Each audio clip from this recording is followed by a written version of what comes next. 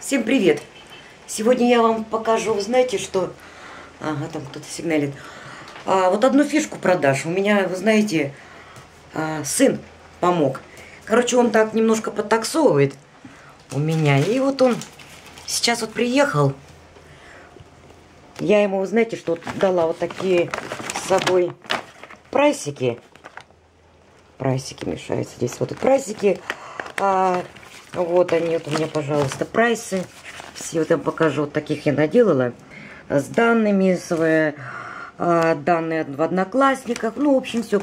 И визиточки, конечно же, вот такие вот я ему... Ох, сейчас покажу, тороплюсь.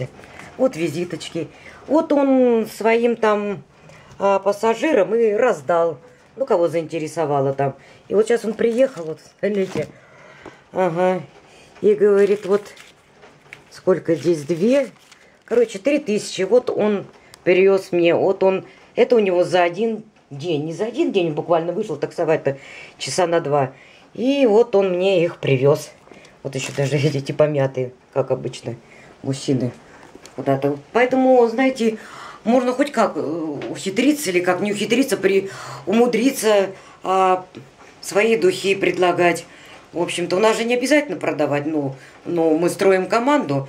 Но у меня, понимаете, что у меня в наличии всегда аромат есть. У меня, небольшой мини-склад. И вот они, между прочим, очень выручают. Срочно надо, вот он приехал, я ему отдала 2 аромата. Ага, и он их отдал клиенту. Замечательно работает. Так что вот так вот все. Все возможно.